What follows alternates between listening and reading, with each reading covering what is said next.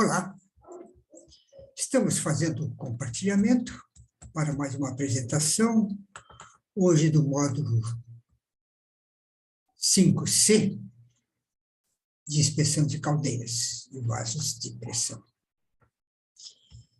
Então, nesse módulo, nós vamos tratar da inspeção a quente. E ele vai constar dos seguintes itens: teste de acumulação, teste dos alarmes de nível de pressão, teste dos pressostatos, regulagem das válvulas de segurança se necessário, teste da bomba de abastecimento de água, teste do injetor quando houver, e exame dos aterramentos, e exame do para-raio. Bom, inspeção a quente. Inspeção a quente. Essa inspeção é uma inspeção que eu posso dizer, com algum conhecimento que tenho, de que não é muito comum ser feito essa inspeção a quente. Porque, para fazer-se uma inspeção a quente, há necessidade que, depois da inspeção a frio, a caldeira seja aquecida e elevada à pressão de trabalho. Então, se tratar de uma caldeira, tanto a óleo como a lenha, há uma demanda de tempo para que possamos aquecer uma caldeira fria.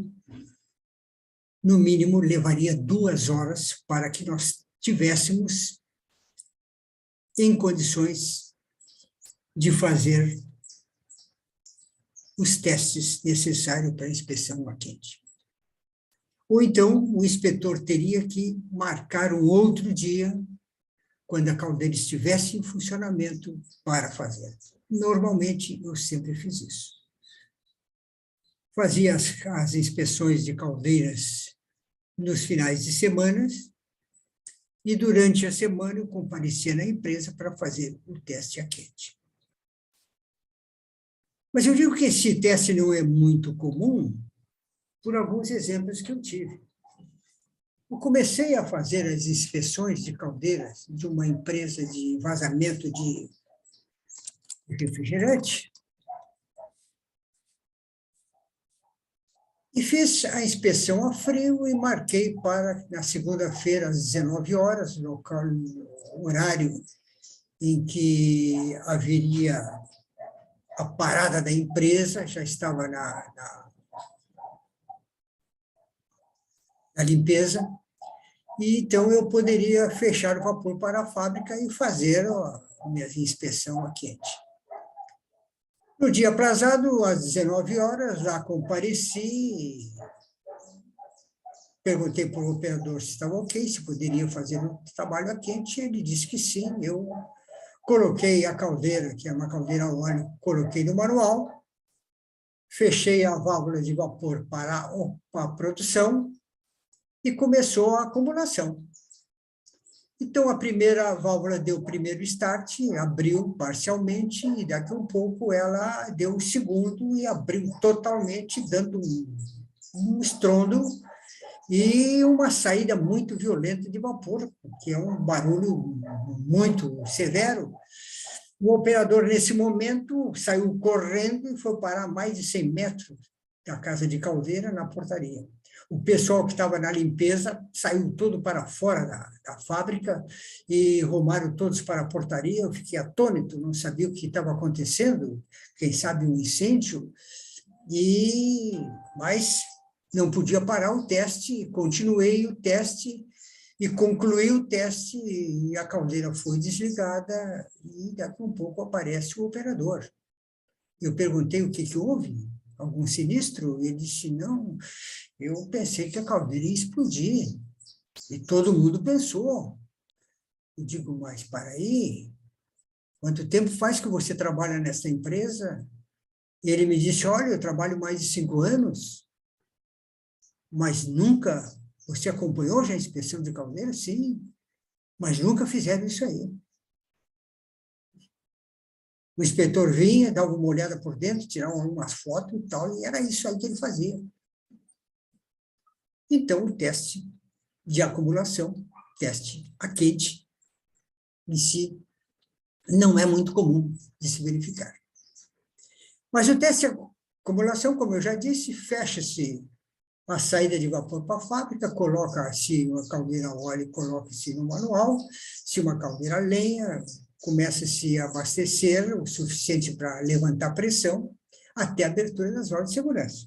Nesse momento, nós conferimos as válvulas de segurança, se estão dentro do set point, ou se há necessidade de algum pequeno ajuste que nós vamos fazer a partir da segunda válvula, calçando a primeira, para que a segunda válvula abra, nós conferimos ela e ajustamos o que for necessário, e depois nós deixamos ela fechar, descalçamos a primeira para que ela seja aberta e regular até o set point dela.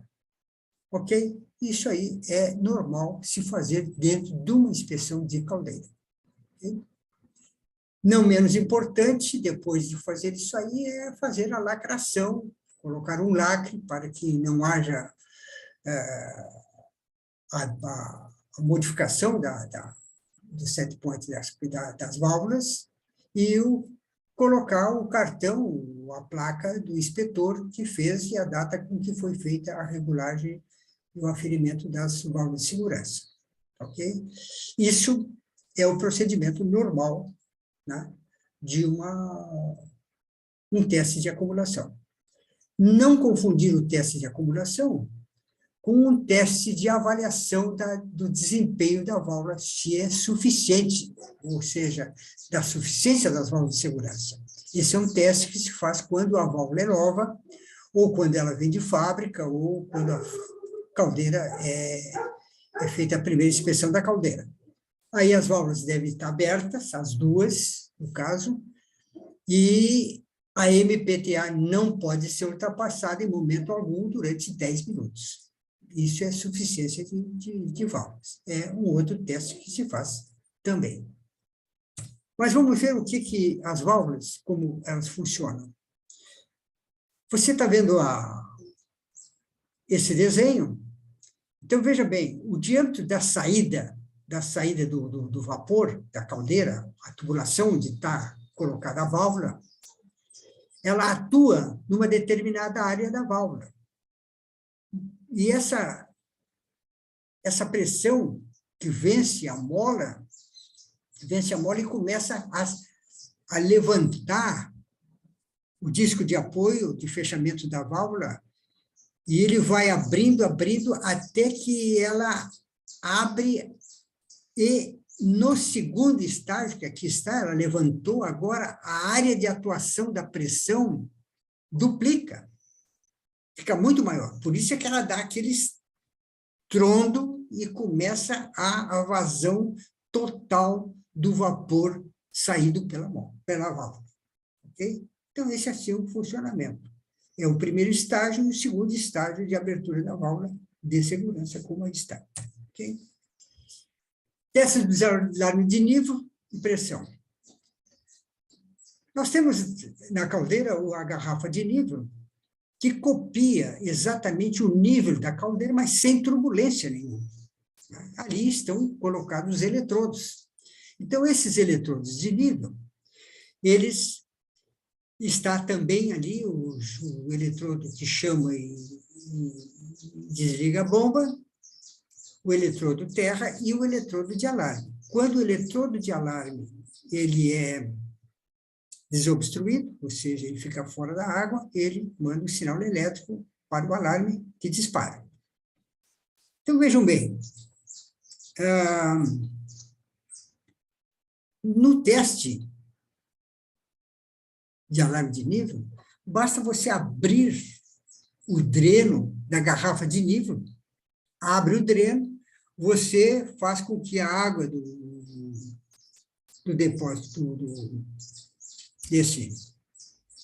da garrafa de nível desça e desobstrua o eletrodo que dispara o alarme. E aí você vai ver se disparou o alarme ou não, por falta d'água. Certo? Bom, e depois nós temos também o teste dos pressostatos. Nas caldeiras a óleo, nós temos sempre 2 pressostatos, vocês estão vendo na figura. Esses pressostatos, um modula, ou seja, quando chega a pressão, o set point do pressostato, ele modula. Ou seja, há uma injeção apenas de 50% do combustível para provocar a chama. O segundo pressostato, ele é o pressostato de alta, ou seja, ele vai desligar a caldeira quando chegar no seu set point. Então, digamos assim, que a fábrica está operando normalmente e daqui a um pouco, por qualquer motivo, fecharam o consumo de vapor totalmente. A caldeira começa a acumular. Quando chega no set point do primeiro pressostato, ele modula, passa para a chama baixa. Mas como não há consumo de vapor, a pressão continua a subir. Quando chega no set point do segundo pressostato, ele desliga a caldeira. Já nas caldeiras a lenha ou a biomassa, esses pressostatos, na maioria das vezes, são utilizados para comandar um alarme de alta pressão ou para desligar o exaustor. Tá? Também pode ser no exaustor, 2 pressostatos, um baixa a velocidade, 50%, e o outro desliga totalmente. Pode ser esse arranjo também. Vamos ler o mensagem. O pressostato é um dispositivo instalado em equipamentos que trabalham pressurizados, capazes de monitorar a pressão de um fluido e comutar seus contatos quando a pressão ajustada, set point, é atingida. É utilizado para controlar e proteger equipamentos contra supressão. Possui, geralmente, um elemento sensor, um mecanismo de ajuste e uma unidade interruptora. Então, isso é os pressostatos que são testados no teste a quente. Tá? Se estão atuando, se está desligando a caldeira, se está... Então, é fácil, né? Você modula no primeiro, depois continua, e tal, você simula e faz com que eles funcionem. Okay? Bom, aqui nós temos a garrafa de nível com seus eletrodos. Então, nós temos 4 eletrodos dentro da garrafa de nível. Nós temos um que liga a caldeira, desculpa.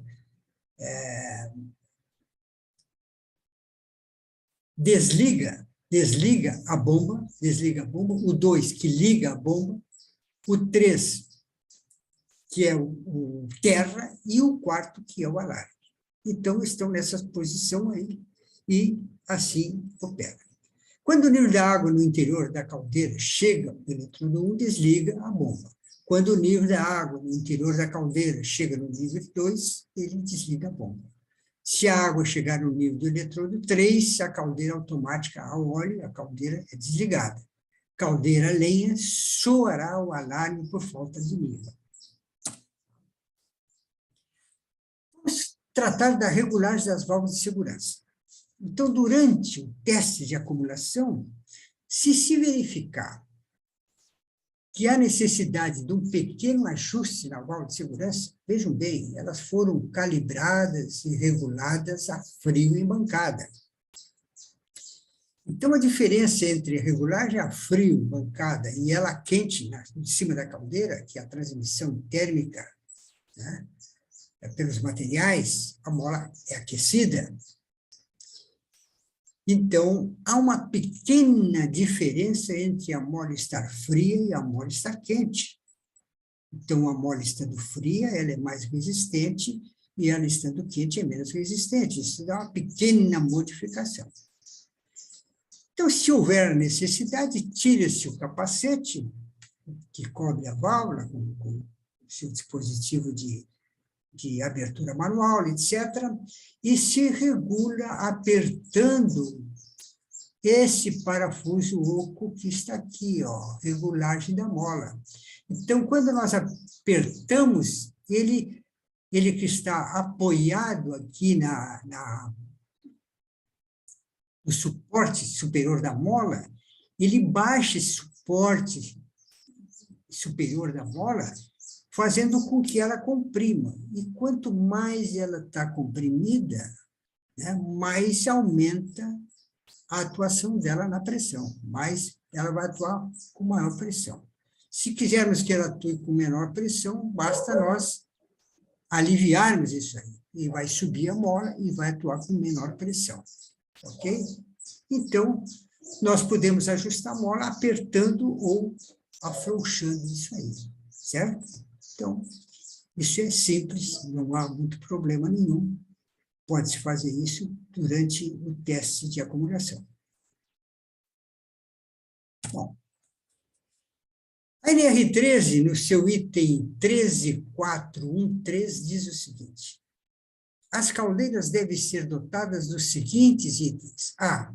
Válvula de segurança com pressão de abertura ajustada em valor igual ou inferior a PMTA, pressão máxima de trabalho autorizada, considerando os requisitos do Código de Projeto relativo à abertura escalonada e tolerância de calibração.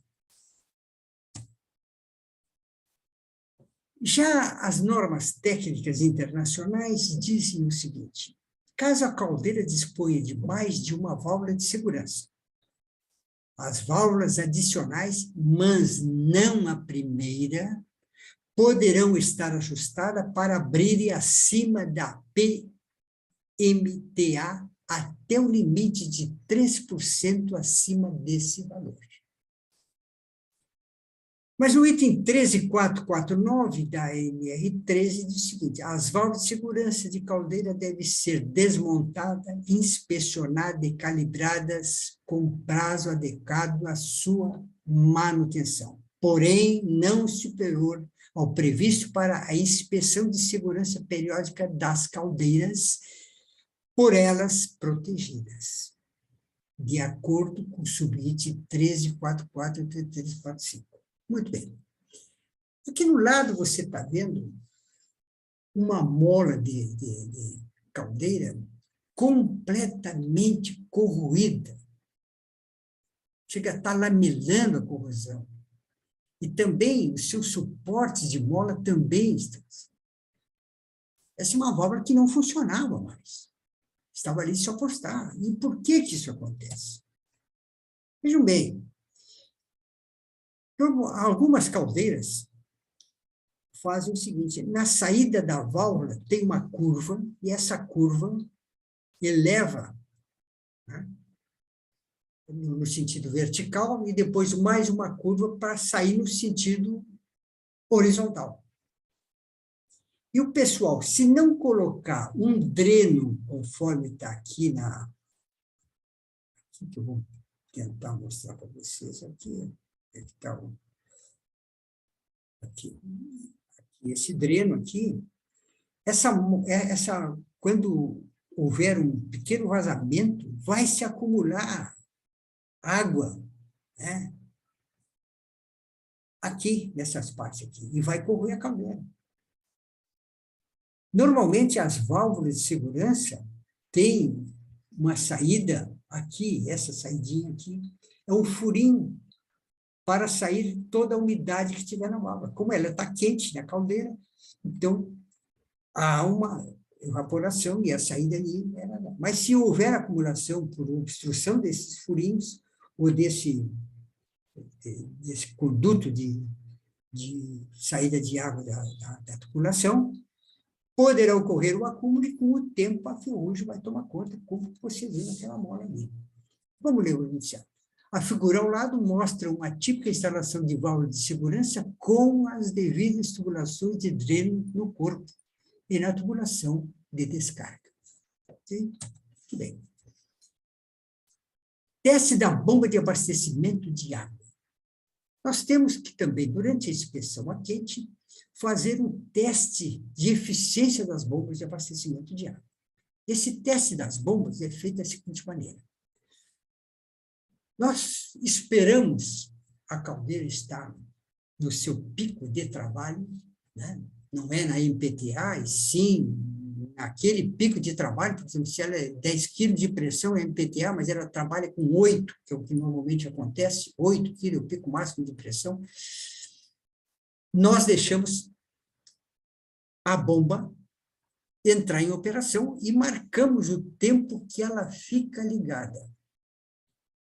Aí ela desliga, nós continuamos marcando o tempo que ela fica desligada.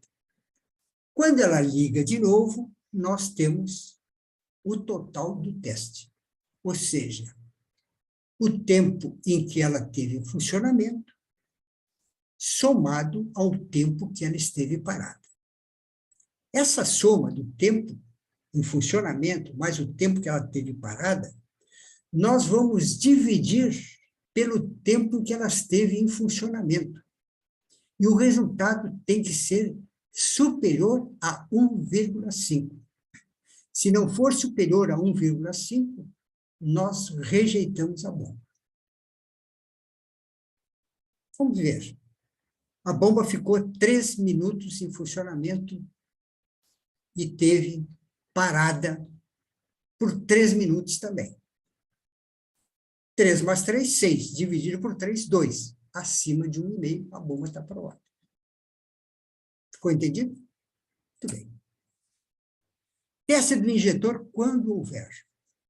Por que quando houver? Porque tem caldeiras a lenha que a pressão de trabalho é superior a 10 quilos. Então, o injetor não atende pressões superiores a 10 quilos. E nas caldeiras a combustível líquido ou gasoso, não há necessidade nenhuma de termos injetor. Tá? Porque qualquer problema, basta desligar e cortou a chama, não tem problema nenhum. Mas como funciona esse teste do injetor quando houver? E quem faz esse teste não é o profissional habilitado, e sim o operador de caldeira que está no momento da inspeção a quente. Então, o inspetor determina que ele vai colocar em funcionamento o injetor, e não diz mais nada, ele tem que saber tudo. E ele tem até 3 tentativas para fazer funcionar o injetor. Se em 3 tentativas ele não conseguiu fazer funcionar o injetor, ele, operador, está reprovado. Mas no caso das 3 tentativas não vingarem, aí o profissional habilitado, ele vai testar o equipamento. Ele vai também, com 3 tentativas, tentar fazer ele funcionar. Se ele não funcionar, nas 3 tentativas feitas pelo profissional habilitado, o equipamento está rejeitado. Não o operador. O operador no início. Agora é o equipamento que está. Se o profissional habilitado conseguir fazer que ele funcione normalmente, está rejeitado o operador. Não sei se ficou bem entendido isso aí. Bom, mas vamos ver o que diz aqui o enunciado. Observe o nível de água rigorosamente na coluna de nível, tendo em conta que o nível normal da caldeira dependerá das próximas operações a seguir. Abra a válvula de vapor, porque a válvula de entrada de água já está. E vejam bem, água fria, né? Abra lentamente a válvula do injetor. Agora, dela dependerá a regulagem da vazão da alimentação de água. A regulagem deve ser feita com precisão. No funcionamento contínuo da caldeira, com consumo de vapor uniforme, A regulagem poderá ser feita de modo que o nível da água da caldeira não varie, fique ligado, estável, e assim a caldeira funciona com maior perfeição. Então, aí há um ajuste da água que está o injetor colocando para dentro da caldeira e o vapor que está saindo para o consumo. Onde houver uma equivalência entre a água que está entrando e o vapor que está saindo, o nível não sobe nem desce. Fica estável. E isso é a melhor situação para o injetor. No uso do injetor, a temperatura da água de alimentação máxima é de 25 graus. O injetor é muito sensível a uma eventual entrada de ar, vedação imperfeita, e pela sujeira da água, que entope, modifica as aberturas dos cones de glicemas. Bem, vamos ver aqui agora o injetor. Então, nós temos ali a válvula de entrada de vapor, aquela que nós vamos abrir primeiro. A válvula de entrada da água normalmente está aberta, e nós vamos operar a válvula do injetor, que é aquela manetezinha ali que nós vamos, né? Anti-horário, vamos injetar, e horário nós vamos fechar. Tá? Nós temos também o visor livre do injetor, que no primeiro momento que você abre a entrada de vapor, vai sair água, né, ali no visor. E essa água vai parar quando começar a entrar água para a caldeira, ela para de correr ali. Então, você verifica por esse injetor se está entrando água para dentro da caldeira. Ok? Muito bem. Não menos importante, tem o exame do aterramento da caldeira. Uma caldeira sem aterramento, uma vez que nós temos no seu interior sais minerais, soda, metabisulfito e outros componentes químicos, que são sais ótimos condutores de energia elétrica, porque a água não é condutora de energia elétrica.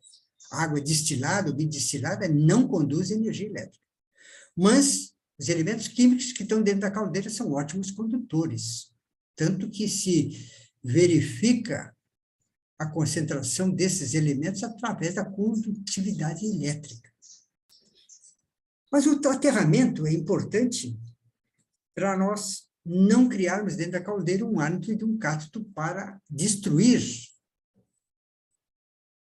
na corrosão eletrolítica, toda a caldeira, que poderá acontecer em apenas 6 meses. Eu já peguei uma caldeira completamente com a tubulação corroída em 6 meses.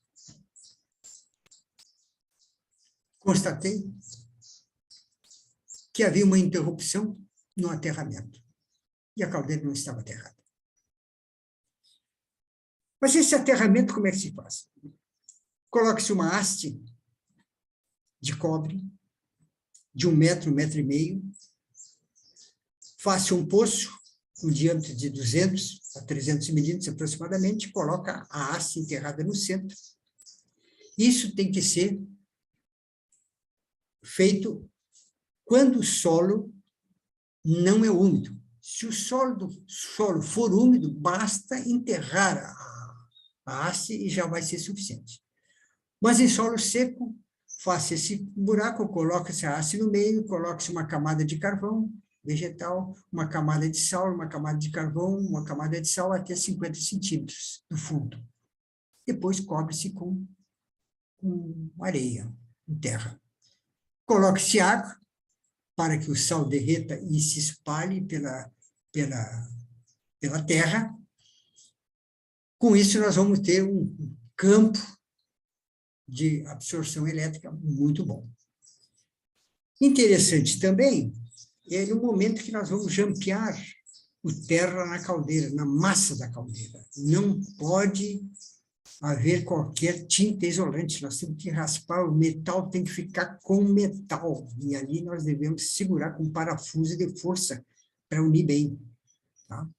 Então, conforme vocês estão vendo aqui, há necessidade que isso seja feito e conferido em cada inspeção da caldeira. Ok? Muito bem. Não só aí deverá ter aterramento, como também em alguma parte, por exemplo, num tubo, em que nós temos uma junta, e essa junta pode ser uma junta grafitada, e não conduz energia elétrica, os parafusos pintados também não conduzem, tá? E ficam isolando uma parte da outra. Há necessidade de se jampear uma parte na outra para que haja o aterramento de todas as partes. Também motores de bomba, motores de exaustor, todos devem estar aterrados, devidamente aterrados, porque uma carcaça, um aterramento de carcaça do motor pode transmitir para a caldeira, para as partes da caldeira, então poderá ocorrer um acidente. Não menos importante é termos também a conferência com o terrômetro de quantos ohms é a resistência do aterramento. O aterramento não deve ter uma resistência ôhmica superior a 10 ohms. Para-raio na chaminé, muito importante o para-raio na chaminé. Como nós vimos aí, hoje se usa mais o Franklin, e nós temos também uma dúvida se nós colocamos o para-raio da chaminé no mesmo aterramento da caldeira ou não. Isso, uns dizem que não devemos colocar, outros dizem que pode colocar. A minha opinião pessoal é que podemos colocar o terra, se o terra da caldeira for um terra eficiente, podemos colocar o para-raio. Aliás, diga-se de passagem, que o raio não cai no para-raio. O para-raio é que libera para a nuvem a corrente elétrica. Tá? Então, vai de baixo para cima, não de cima para baixo. A impressão que nós temos é que ele cai de cima para baixo, mas não, na verdade é o contrário. Né? O para-raio serve para ceder energia elétrica negativa ou positiva para a nuvem que está carregada. E aí dá aquela faísca. Ok? Muito bem. Análise da fumaça. Nós também podemos analisar, o inspetor analisa a fumaça da caldeira. Se nós tivermos uma caldeira com uma fumaça preta, nos quer nos dizer que a mistura está muito rica, nós temos mais combustível do que ar. No momento que nós temos a fumaça muito branca, nós temos uma mistura pobre, ou seja, temos mais ar do que combustível. Então, há que equilibrar, fazer a estequiometria da mistura de combustível e comburente.